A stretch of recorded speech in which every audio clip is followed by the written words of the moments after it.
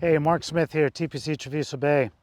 I'm practicing today, and I love practicing shots like this where I'm hitting over something. So I'm working on just shots over the bunker. How many times does that happen during a round of golf? It probably happens quite a few where you come up too short of the green, and now you have to hit over the bunker. So what I pull out here is I got to pull out a higher lofted club. I have two lofted clubs in my bag. I've got a 60 degree and I've got a 56. Depending on the lie is when I decide what I want to use, and also depending on where the position of the pin is. If the pin was directly behind this this bunker, so closer to me, I would probably pull out the 60 so I can get that a little higher, maybe throw in a little extra speed to get the ball up and maybe land softly and not roll as much. Typically for this shot where I've got maybe 10 yards of green to work with, I'm going to use the 56. I love the 56 down here on this paspalum grass. It's got a higher bounce, and I can do a lot of things with that. It's not just for the sand, my 56 degree, but it's certainly for any of the rough I have, or even the fairway. So if I'm in a slight rough, taking a few practice swings. My pitch shot is going to be a higher shot, landing with less roll. There's always going to be some sort of a roll. I don't have a lot of distance here, so I can't really go after it really hard to create a spin.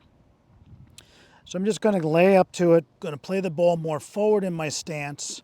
I'm not going to put so much shaft lean into it. I want the release point to be down at the bottom, and I want my hands to go up nice and soft. So I feel that.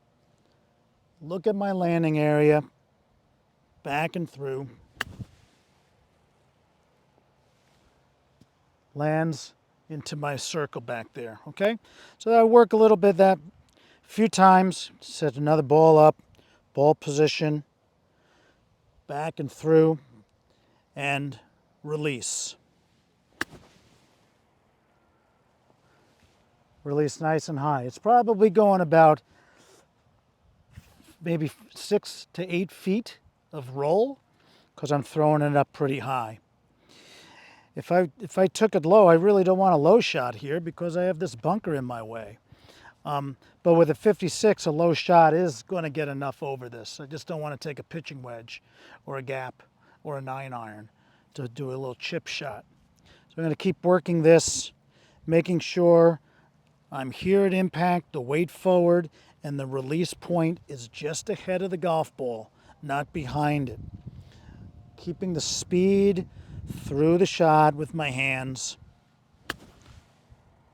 and a nice high release. You can see that club head is pointing to the sky. That's the high pitch shot.